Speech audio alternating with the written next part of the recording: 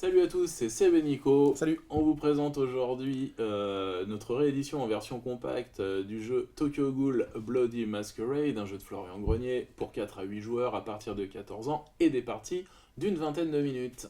Voilà, dans le jeu, vous allez incarner un des personnages de l'univers de Sui Ishida, soit un humain, soit une ghoul, soit un inspecteur de la CCG, la commission de contrôle des ghouls, et vous allez explorer les différents quartiers de Tokyo en essayant de trouver plus d'informations sur vos adversaires, en espérant survivre jusqu'à la fin de la partie en accomplissant vos objectifs. On va vous expliquer un peu plus précisément comment ça marche. Les règles du jeu, c'est parti. Alors je vais commencer par vous expliquer rapidement la mise en place du jeu. Tout d'abord, vous prenez le plateau central que vous allez mettre autour de la table, et tout le jeu va se passer autour de ça. Ensuite, chaque joueur va prendre un plateau enquête, qui sont donc les plateaux comme ça, et chacun va donc le mettre en face de sa zone de jeu. Hop. Et hop, là je vous fais une présentation un peu du jeu pour une mise en place à 4 joueurs, mais il y a des variantes de mise en place, on peut donc jouer jusqu'à 8 joueurs. Vous allez voir, en fait, il va y avoir un peu plus de matériel au fur et à mesure qu'il y a de plus en plus de joueurs. Ensuite, parmi les différents plateaux de lieux qui vont représenter les lieux où vous pouvez aller, les différentes actions que vous allez faire, on va prendre les deux plateaux rouges et déterminer aléatoirement où ils vont se placer. Ils vont se placer aux endroits où il y a des bordures rouges sur le plateau principal. On va les mettre face cachée pour commencer. Et ensuite, les autres lieux qu'on va attribuer de manière aléatoire sur les autres emplacements autour du plateau. Ainsi, on va générer un environnement de jeu qui sera un petit peu différent à chaque partie, car les lieux ne seront pas au même endroit d'une partie sur l'autre. Voilà. Ensuite, on a le jeton action qui va représenter où se trouve l'action à ce tour-ci, qu'on va mettre sur le plateau de lieu qui est indiqué par ce petit marqueur dans le plateau central. On va commencer sur cette tuile rouge, à côté de ce marqueur de départ. On va placer ensuite ce qu'on appelle les pions soupçons, qui sont ces petites loupes, ces petits marqueurs d'enquête. On en a un certain nombre en fonction du nombre de joueurs. Là, pour une partie à 4 joueurs, j'ai 12 marqueurs soupçons qu'on va placer sur le plateau central pour que tous les joueurs puissent y avoir accès facilement. On va ensuite, toujours donc en fonction du nombre de joueurs, constituer une pioche de personnages. Là, j'en ai choisi 4 plus ou moins au hasard. On va en faire avoir certains types de personnages en fonction du nombre de joueurs. Là, on doit avoir 2 humains normaux, une ghoul et une colombe, qu'on va donc mélanger et répartir de manière aléatoire entre les 4 joueurs. Là, je vais le faire de manière plus ou moins aléatoire. Donc. Et ça, on va les garder cachés en fait. Là, je vous le montre pour que vous sachiez, vous puissiez voir où est-ce qu'ils vont, mais ils vont être en fait rester cachés en face du joueur. Le joueur a le droit de savoir quelle faction il est, mais les autres joueurs évidemment ne vont pas savoir à quelle faction appartient chaque joueur.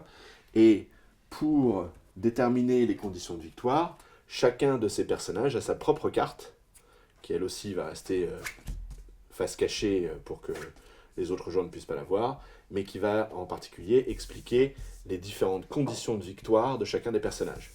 Donc on a celle-ci ici, là, la colombe. Et le dernier élément dans la mise en place, ça va être les cartes indices qui vont permettre donc de déterminer un peu les conditions de victoire lorsqu'on arrive à en rassembler suffisamment de la même couleur. C'est ça qui va déterminer les conditions de victoire. On va en distribuer un certain nombre à chacun des joueurs. Chaque joueur va commencer avec 3 cartes face cachée qui vont déterminer leur main de départ. Et voici en quelques mots la mise en place du jeu. On va donc passer à un tour rapide pour vous expliquer comment se déroule la partie. Alors pour vous expliquer très rapidement le but du jeu, chaque joueur donc va incarner soit un humain, soit une ghoul, soit une colombe, un membre du comité de contrôle des ghouls. Et votre identité doit rester impérativement secrète jusqu'à la fin de la partie, et chaque joueur doit réaliser l'un des objectifs qui est inscrit sur sa carte. Il y a différents types d'objectifs. D'abord, on peut avoir une victoire instantanée qui est symbolisée par un petit éclair. Par exemple, ce personnage, s'il arrive à rassembler 3 cartes vertes en main, il va gagner instantanément la partie. On a une autre condition de victoire ensuite qui sont des objectifs. Tout d'abord, une condition d'élimination. Là, on ne la voit pas bien, mais il y a un petit crâne qui signifie élimination. Et en fait, ce personnage va gagner la partie s'il arrive à éliminer une ghoul. On va revenir à comment ça se passe. Et enfin, il y a une dernière condition de victoire qui peut fonctionner, c'est rester en vie, surtout pour les humains. Là, vous voyez, il y a un petit cœur au-dessus des cartes. Si ce joueur arrive à rester en vie jusqu'à la fin de la partie en ayant 2 cartes vertes en main, il sera un des gagnants de la partie à la fin de la partie. La partie prend fin lorsque un joueur revendique soit la condition de victoire instantanée au début de son tour, et donc il est déclaré le vainqueur unique de la partie, ou un joueur déclenche une attaque pour éliminer un autre joueur, par exemple la colombe va attaquer une goule après avoir réussi à identifier ce qui mettra fin à la partie, et on verra ensuite si ça va le permettre de gagner ou pas. Ou alors tous les pions soupçons qui sont au milieu au début de la partie, dans la réserve, ont été distribués. Dans ce cas, le joueur actif termine son tour, et à ce moment-là, on va déterminer à partir de là qui est le vainqueur de la partie, ou qui sont les vainqueurs de la partie. Alors une fois que vous avez déterminé quelles sont vos conditions de victoire, etc., il va y avoir une petite phase préliminaire au début de la partie. Chaque joueur, comme je l'ai dit tout à l'heure, commence avec 3 cartes indices en main. On va choisir 2 de ces cartes indices et les montrer simultanément au joueur à sa gauche. Donc là, je vais les montrer discrètement au joueur à ma gauche. Et ensuite, une fois que j'aurai fait ça, on aura vu les joueurs, 2 des cartes qui sont dans la main du joueur à notre droite. On va donner une des cartes indices face cachée au joueur à sa droite. Donc, je vais en donner une à droite, celui-ci va en donner une à droite, etc., etc. Et je vais donc moi aussi récupérer une carte du joueur à ma gauche, et ce sera donc ma nouvelle main. Le conseil étant que si un joueur vous a montré 2 cartes identiques, il faudra veiller à ne pas lui donner une carte de la même couleur, car ça lui permettrait, dès le début de la partie, d'activer la victoire instantanée. Donc c'est quelque chose qu'il faut éviter. Le tour de jeu à proprement parler est très simple. On va d'abord commencer par vérifier s'il y a des conditions de victoire instantanées. Donc le joueur actif qu'on aura déterminé aléatoirement au début de la partie, pour le premier joueur, va déterminer s'il a suffisamment de cartes de la même couleur pour déterminer une victoire instantanée. Là par exemple, je dois vérifier si j'ai 3 cartes rouges en main, je n'en ai pas, donc ça n'est pas une victoire instantanée. Ensuite, le joueur actif, à chaque tour, va déplacer le jeton action sur un lieu visible dont il veut accomplir les actions. Je vais expliquer les actions ensuite par la suite. On peut se déplacer de 1 ou 2 lieux. Alors, une fois que les conditions de victoire instantanée ont été vérifiées, donc là il n'y a pas de victoire instantanée, on va déplacer le pion action. Le joueur actif va déplacer le pion action sur un des lieux visibles. Il peut se déplacer de 1 ou 2 lieux pour arriver à l'endroit dont il va vouloir accomplir les actions. Je vais revenir plus tard sur quels sont les types d'actions qu'on peut accomplir. Alors normalement au début, on va donc se déplacer d'un lieu par exemple, et effectuer les actions. Par la suite, il y a une petite chose à savoir, c'est que les lieux visibles, le joueur suivant qui devra jouer, s'il part d'un lieu qui est visible, il va retourner ce lieu, et ensuite avancer de 1 ou 2. Si un lieu était déjà caché au moment où il est survolé, donc je pars de là, je retourne ce lieu face cachée, je passe par-dessus celui-ci pour arriver là, du coup je vais retourner celui-ci de nouveau face visible, car je suis passé au-dessus, il a été exploré, et si ensuite on repart de là à un moment, il sera de nouveau caché, ou si je passe par-dessus celui-là pour arriver là, celui-ci sera retourné, etc. Donc on va avoir les plateaux qui vont se retourner de manière visible ou invisible tout au long de la partie. Ensuite, donc, le joueur actif effectue les actions révélées par le plateau sur lequel il est arrivé. Et une fois que ces actions sont effectuées, je vais revenir dans un instant aux actions qu'on peut faire, le joueur à la gauche de celui-ci devient le nouveau joueur actif et on commence un nouveau tour, ainsi de suite, jusqu'à ce qu'il y ait une victoire instantanée, ou qu'il y ait une attaque sur un autre joueur, ou qu'il n'y ait plus de points soupçons, et à ce moment-là, on va déterminer qui est le joueur vainqueur. Les actions qu'on peut effectuer sur les différents lieux, tout d'abord, il va y avoir l'interrogatoire, qui est facultatif. On peut interroger le joueur de son choix, c'est-à-dire qu'on lui demande de montrer 2 des cartes indices. Donc je vais lui montrer que j'ai ces 2 cartes-là, par exemple.